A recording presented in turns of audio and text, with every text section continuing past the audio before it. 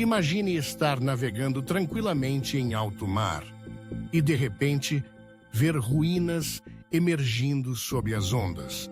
Estruturas antigas, colunas cobertas por algas, escadarias esculpidas em pedra e ruas perfeitamente alinhadas. Tudo isso a dezenas de metros abaixo da superfície. Isso não é ficção, é realidade. Ao redor do mundo, cientistas e exploradores vêm encontrando cidades inteiras submersas, como se a Terra tivesse decidido engolir civilizações inteiras sem deixar vestígios na história tradicional. Da lendária Atlântida até construções encontradas no Golfo de Kambat, na Índia. Os mistérios não param de surgir.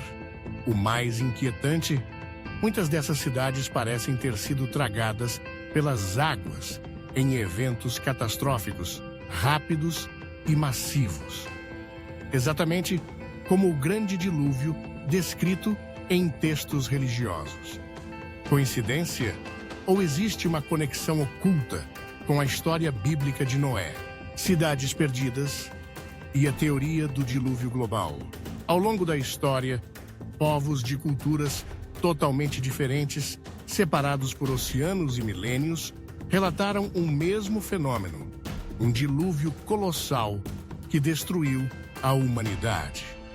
Dos sumérios aos maias, dos aborígenes australianos aos gregos antigos, todos falam de uma época em que a Terra foi coberta por águas.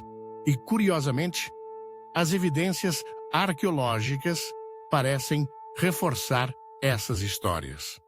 A cidade de Dwak, na costa da Índia, é um dos exemplos mais impressionantes.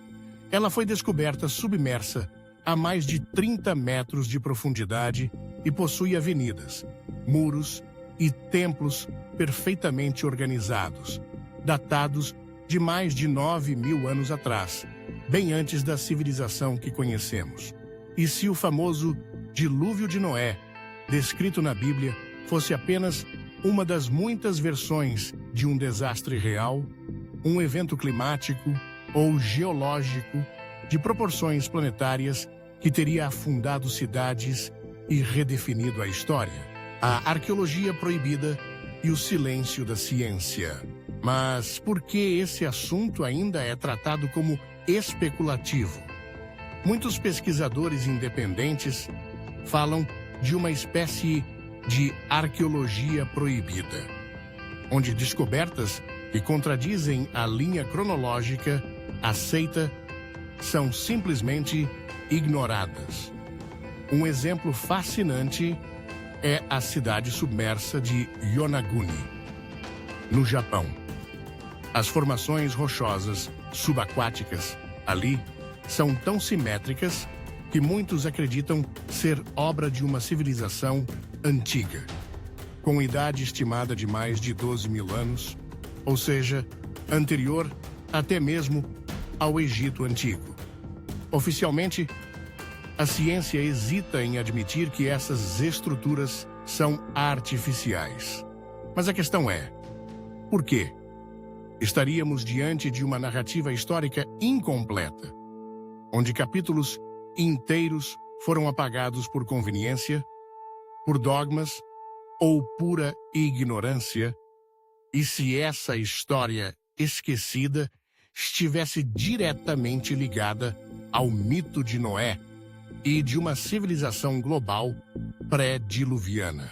Noé, Atlântida e civilizações perdidas seriam a mesma história, e se o personagem Noé, ou Utnapishtim, ou Deucalião, nomes diferentes para o mesmo sobrevivente do cataclismo em culturas distintas, não fosse apenas simbólico, mas um real guardião de uma civilização afundada, muitos estudiosos já sugeriram que a Atlântida de Platão poderia ser uma metáfora para essa sociedade avançada que existiu antes de um evento de extinção global.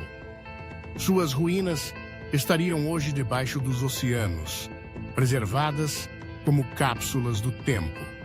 Isso explicaria o súbito desaparecimento de tantas culturas e o surgimento de mitos idênticos em regiões tão distantes.